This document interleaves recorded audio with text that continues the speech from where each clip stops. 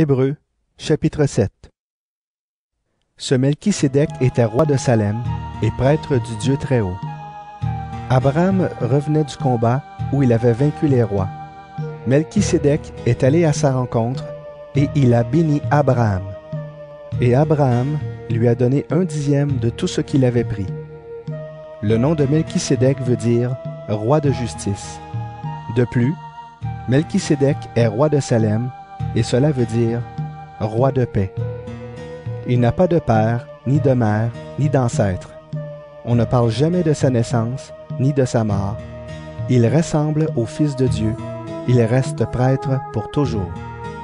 Voyez combien Melchisédek est important.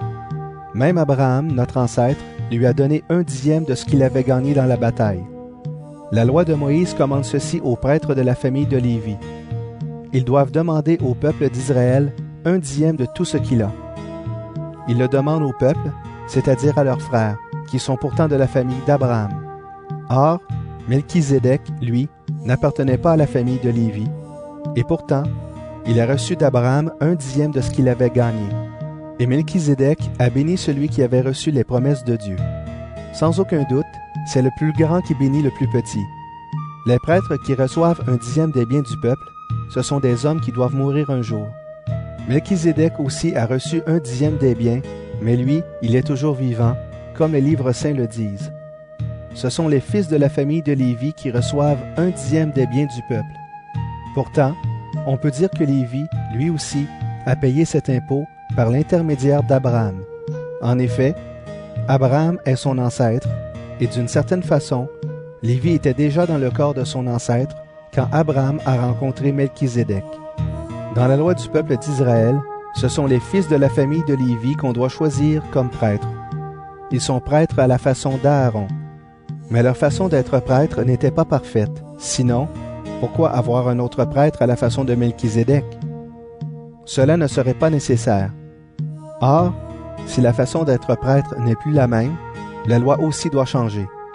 Ces paroles sont dites au sujet de notre Seigneur. Lui, il appartient à une autre tribu, et dans cette tribu, personne ne s'est jamais occupé du service de l'autel. Tout le monde le sait, notre Seigneur est né dans la tribu de Juda.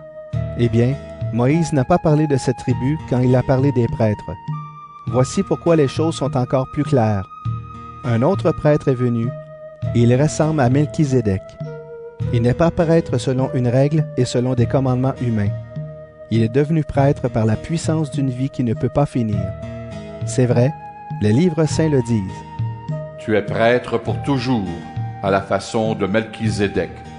L'ancienne règle était imparfaite et inutile, alors on l'a supprimée. La loi de Moïse n'a rien produit de parfait, mais une espérance meilleure nous est donnée, et par elle, nous nous approchons de Dieu. De plus, il y a eu un serment.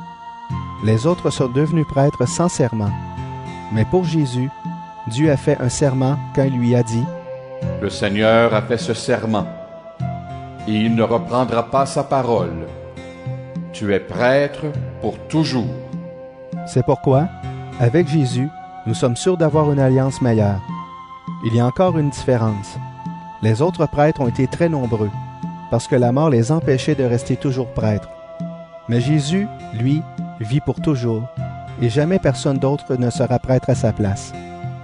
C'est pourquoi il peut sauver pour toujours ceux qui s'approchent de Dieu avec son aide. En effet, Jésus est toujours vivant, et peut donc toujours prier Dieu pour eux. Jésus est le grand prêtre qu'il nous fallait. Il est saint, innocent et sans faute.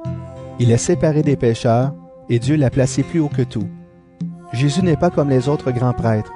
Il n'a pas besoin d'offrir des sacrifices chaque jour. D'abord pour ses péchés à lui, ensuite pour ceux du peuple. Il a fait cela une fois pour toutes en s'offrant lui-même. La loi de Moïse établit comme grand prêtre des hommes imparfaits, mais le serment de Dieu, qui vient après la loi, établit comme grand prêtre le Fils devenu parfait pour toujours.